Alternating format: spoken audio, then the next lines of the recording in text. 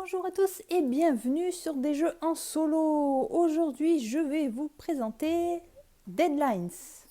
Alors, quel est donc ce jeu très étrange? Vous pouvez dire, car on va jouer avec les morts. Alors, vous allez devoir classer 36 personnages illustres selon leur date de naissance, date de décès et durée de vie. Celui ou celle qui aura fait le moins d'erreurs, bien sûr, aura gagné. Alors la mise en place, vous voyez, est très simple. Vous avez les 3 cartes repères, date de naissance, durée de vie et date de décès. Au-dessus, vous avez 3 paquets de cartes représentant différents personnages. Donc vous mélangez bien le paquet et vous en faites 3. Le jeu est très simple. Il va falloir piocher une carte et essayer de la placer dans l'une des colonnes. Vous allez devoir poser 12 cartes par colonne, soit 36 cartes en tout pour finir la partie. Alors il va falloir bien réviser votre histoire car vous allez croiser des personnages qui datent de très longtemps en arrière. Donc révisez bien avant de jouer. Avant de commencer, on va déjà poser 3 cartes qui vont nous servir de point de repère pour pouvoir ensuite continuer. Donc vous les piochez où vous le souhaitez. Hop, vous les posez ici au tout début. Ensuite, vous allez prendre une carte à tour de rôle si vous jouez à plusieurs.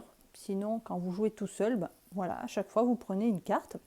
Celle qui vous inspire le mieux, celle que vous connaissez peut-être un peu mieux.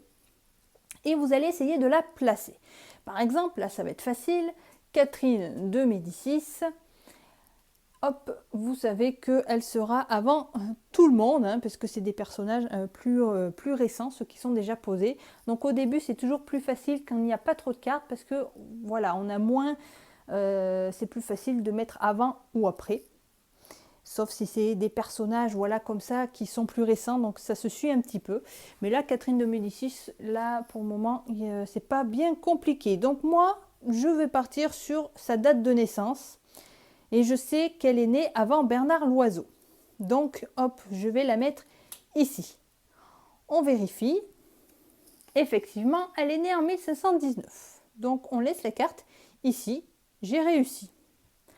On continue. Jacques Chirac, alors, il est bien connu, mais alors là, il faut se souvenir des années. Alors là, on va dire qu'il est né, je vais rester sur, je ne sais plus là. Non, on va partir, tiens, sur sa durée de vie. Je sais qu'il est plus vieux que Steve Jobs. Donc, il a plus de 56 ans. Hop, j'ai réussi, il en a 86. Très bien. Voilà, vous allez continuer ainsi de suite à remplir vos colonnes jusqu'à en avoir 12 cartes, soit 36 en tout. Lorsque vous avez réussi à poser vos 36 cartes, la partie est finie. Par contre, si vous piochez une carte et que vous vous trompez sur son placement, vous la mettez à côté de vous. C'est une pénalité. Si vous avez 3 pénalités, la partie est terminée. Moi, je trouve que c'est un peu très difficile parce que on ne connaît pas tous les personnages qui vont passer. Donc, on arrive très vite à 3 cartes. Je pense qu'on peut se donner peut-être un peu plus de cartes pour rendre un peu plus facile.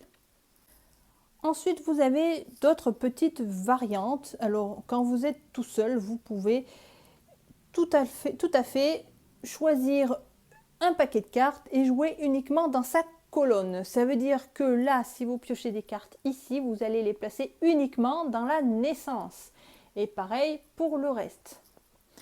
Ensuite, si vous voulez jouer avec quelqu'un, vous pouvez vous amuser à mettre la carte face visible comme ça et cacher le nom de la personne. Et en fonction des informations que vous avez ici, essayez de trouver le nom du personnage. Tout seul, si vous pouvez faire tout seul en faisant attention de bien cacher. Ensuite, alors, comme je vous ai dit, quand vous vous trompez sur un placement, vous récupérez les cartes. Mais vous avez quand même une chance de les enlever. C'est lorsque vous allez tomber sur une carte comme ça à dos noir, parce que vous voyez, vous avez des blanches et des noires. En fait, celles qui sont à dos noir, vous avez une explication. Alors, vous avez toutes les cartes ont une explication sur la mort, sur leur mort, mais la particularité des noirs, c'est que vous avez des mots en orange. Ça veut dire que lorsque vous allez piocher la carte, avant de la poser, ou enfin avant de regarder, disons, le résultat, vous pouvez essayer de deviner la façon dont il est mort. Même si vous n'avez pas choisi le décès, c'est pas grave, vous pouvez quand même choisir, réfléchir à sa façon de mourir. Si dans votre explication vous allez citer les mots en orange, les cartes pénalités que vous aviez ici, vous pouvez en enlever une. Donc ça c'est plutôt intéressant, mais encore une fois il faut s'y connaître parce que c'est pas toujours évident. Voilà. Ben écoutez, je ne vais pas en dire plus parce qu'il n'y a rien d'autre à dire. C'est un petit jeu très rapide et qui va vous faire apprendre pas mal de choses sur les personnages qui ont traversé notre histoire. Il y en a plus intéressants que d'autres, mais au moins c'est varié.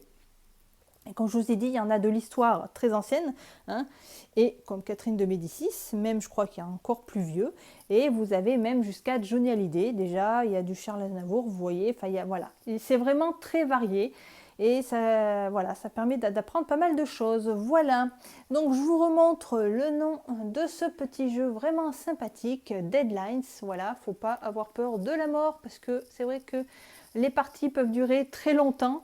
C'est le temps de réfléchir et au bout d'un moment, à force de rester avec la mort, on est mort soi-même. Voilà. Bon, écoutez, n'hésitez pas à me laisser un commentaire, à mettre un petit pouce si ça vous a plu. Et on se retrouve dans une prochaine vidéo. Je vous souhaite à tous une excellente journée. Salut les amis!